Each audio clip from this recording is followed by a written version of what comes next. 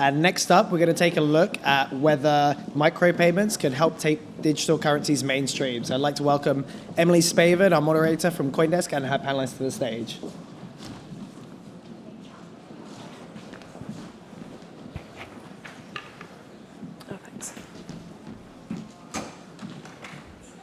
Hi everyone, I'm Emily Spaven, I'm Managing Editor at CoinDesk, and as Jeremy says, we're here today to talk about micropayments. So it's an area that the finance and tech sectors have already explored in the past. So in the mid to late 1990s, there was kind of a lot of exploration in the area. Barclays came up with Barclaycoin, so that was their own micropayments solution. IBM had a go, and then even British Telecom produced their own version called BT Array. One thing that all of these have in common is that none of them exist anymore.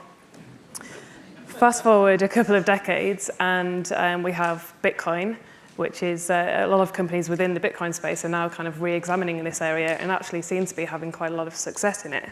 So that's what we're going to be talking about today. My panel that I have with me today have got Dan Morehead at the end here from Pantera Capital, and they've invested in ChangeTip, which is a tipping platform, uses Bitcoin to tip on social media platforms and messaging applications. We've got Wences in the middle. He's from Bitcoin wallet Xapo. And we've got Hernán Botbol next to me from Latin American social network Taringa. So Xapo and Taringa partnered up, was it this year or last year? Oh, we launched this year. This year? Yeah. Partnered up to offer kind of an ad revenue sharing platform for its content creators. So that's we'll talk about that a bit more later, but I'd like to start off speaking with Dan here. So perhaps you could tell us a bit more about ChangeTip, what it was that first kind of interested you and your fund in the company, and then maybe we could go through a quick demonstration to show people how it works. Great. Yeah, for decades people talked about micropayments, but as Emily said, they've all failed. Clunky systems, often balkanized, can only work in one or two countries, or other problems like that. And if you see some content you want to buy, you're not willing to pay the full price. Like say, if you see an article in the Wall Street Journal, the only way to get it is to pay $348 to get the whole year subscription. If you're willing to pay 25 cents for the article, you can't do it because the Wall Street Journal won't let you buy one article for 25 cents. And it's literally impossible to send a quarter over Visa. It's below their fees. So Bitcoin enables very small payments to be made anybody on Earth, no borders, no minimums, essentially no fees, and essentially real time. So it really enables small payments, and companies like Xapo that Wences runs and ChangeTip allow their users to send very small payments to either content producers or friends or whatever, and it's just so much more efficient than the current legacy systems. Can't do small payments, and if you want to do large payments, like send a few $100s to a friend in London, you got to go to the bank, do a wire transfer, costs $45, takes 3 or 4 days. And so micropayments within Bitcoin are kind of like VoIP, but money over IP. It allows you to send money pretty much instantaneously to anyone on Earth. And so in terms of ChangeTip specifically, do you want to talk us through, maybe we could do a quick demonstration showing how it works on Twitter?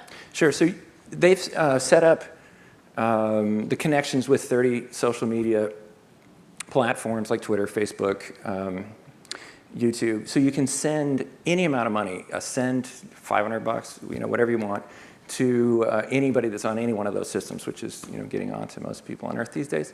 And once you've spent a couple minutes setting up an account and funding it, it takes literally like 5 or 10 seconds to send any amount of money you want to anybody on Earth. And I think, just to show how easy it is, if you have a Twitter account already set up, you can just type a tweet in and shoot it in 5 seconds. The money will show up. I sent a tweet to Emily to give her a coffee, and it's already in her account. She can go, buy a coffee. And again, if I'm sitting here on the stage, I could just walk over and give her, $3 and she can go get the coffee. But if you're trying to send it to somebody in London or, Jakarta, it's impossible to do in the current systems. And also, if you just don't have the change on you, then it's, you've always got it with you as long as you've got charge on your phone and you have it with you. I think we can probably have a look on, so this is the Twitter feed for change tip. I think a bit lower down you'd be able to see probably where Dan had sent me I just sent it right now. tip. You sent it right now? Aha, there you go. There we are. So thank you very much. I'll enjoy that coffee. Right, okay.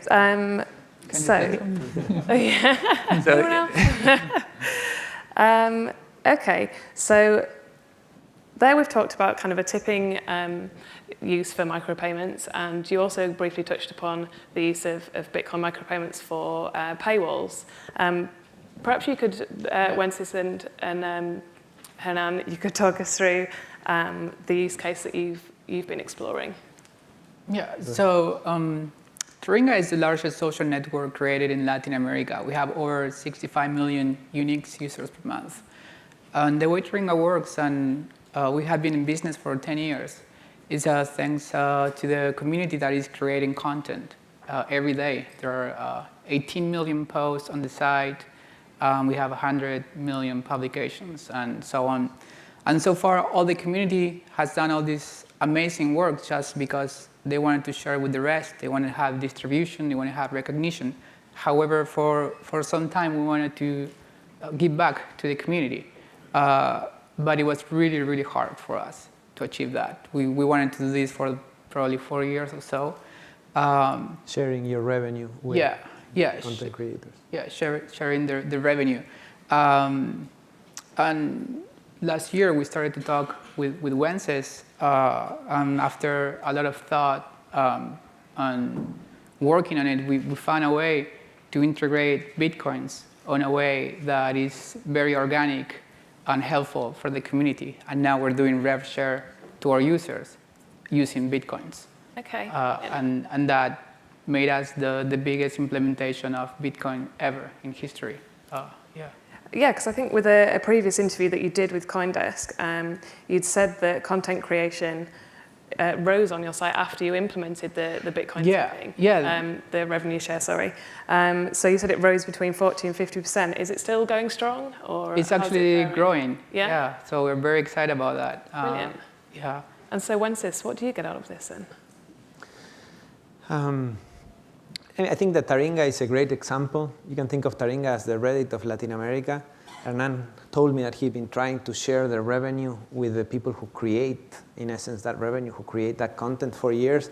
And they couldn't do it because they need to do millions of transactions every day to lots of people, many of whom may not have a bank account. And even if they have a bank account, the transactions are small enough that it would be just either too expensive or a logistical hassle to transfer to a bank account.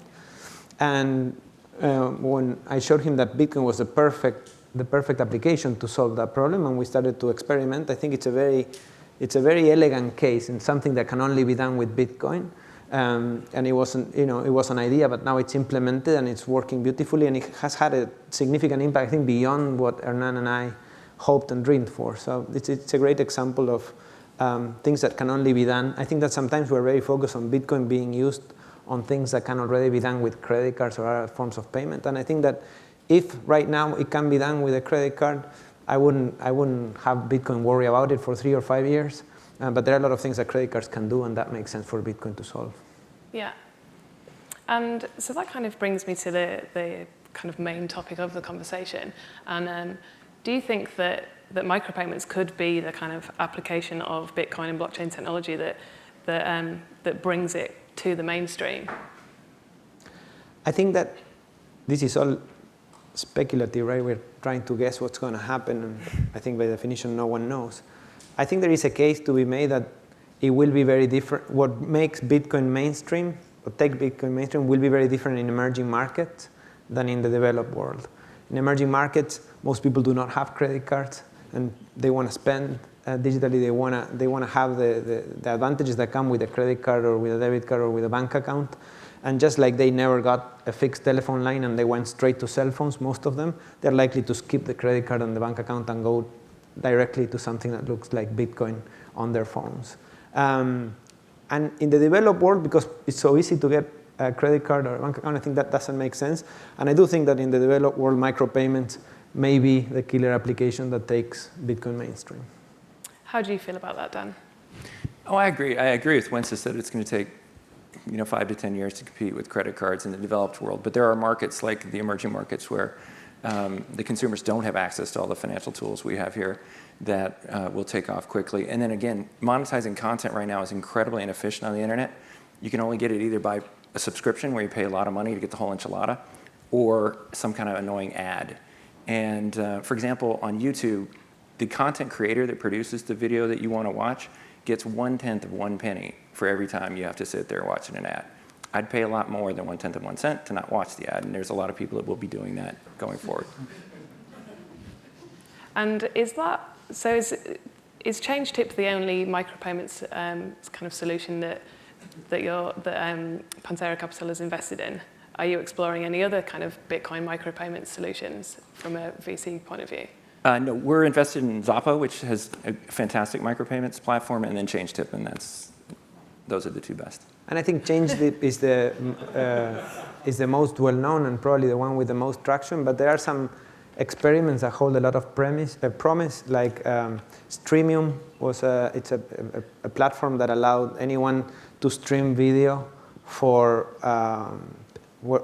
and charge per second or per minute.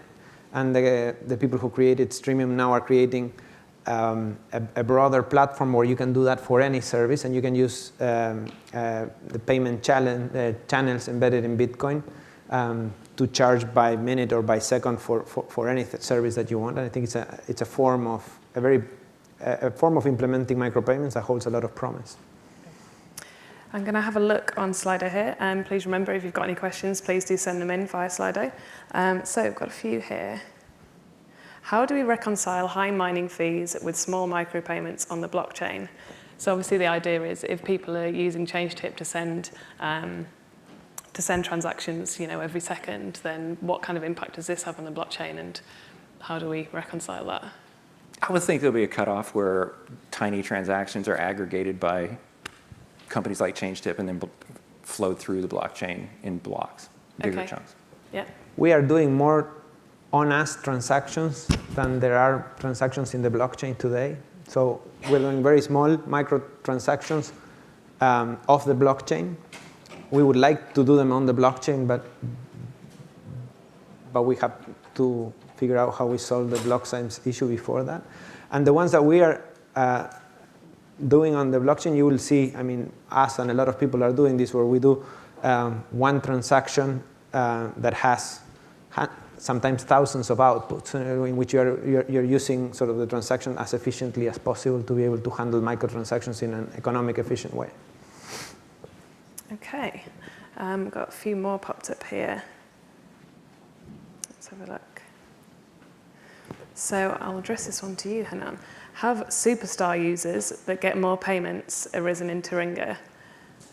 How have payments been distributed among users? So have you seen people that have specifically, been really driving to produce more content just because of the new implementation? Yeah, on average, our users, when we first launched it, users were creating 50% more content than before, and now we're seeing 100%, so it doubled.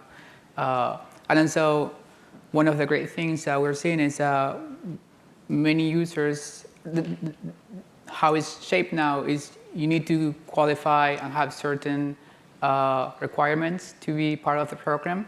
So our users are behaving the way we want them to behave to participate. So we're not only creating more content, but we're creating better quality, and we're having a healthier community. Okay, yeah, because I was thinking there's always going to be people that would try and abuse the system if they know that there's some kind of money up for grabs. There'd be people who would maybe use bots to create content for them. So you've got some kind of process in place that vets the content or the content producers? So the users have to meet a certain quality, like a number of followers, number of posts, etc. It has to be original content.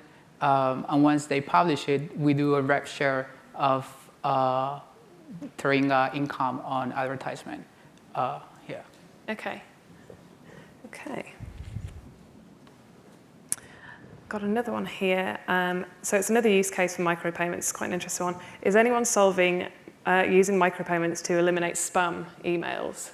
Does anyone have any thoughts on that? I've seen a couple of different groups who are working on it. I haven't seen final implementation yet, but I know that there's a couple of different groups who are thinking on using it. Yeah.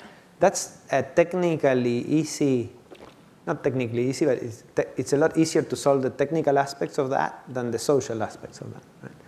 Right?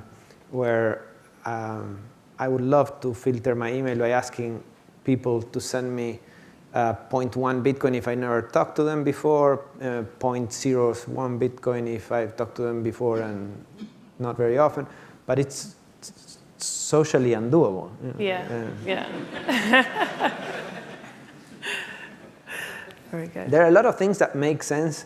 Bitcoin in many ways is playing out like the very early internet, where there are a lot of things that make sense if you assume that there's a couple 100 million people who have wallets that have $5 worth of Bitcoin or less. There's a lot of things that we could do that make a lot of sense. But with only 12 to 13 million people owning Bitcoin, most of those things are hard to implement because not only that it's a little aggressive and douchebaggy of me to ask people to pay me to send me email, even if they were willing to do that, I'm asking them for a lot of trouble, right? It's a lot more complicated than making a credit card payment. They have to open a wallet, buy the Bitcoin, send them to me. So beyond the social problem, it's like if there were a couple 100 million people who already had $10 or less worth of Bitcoin attached to their browser or their mobile phone, this would make a lot of sense.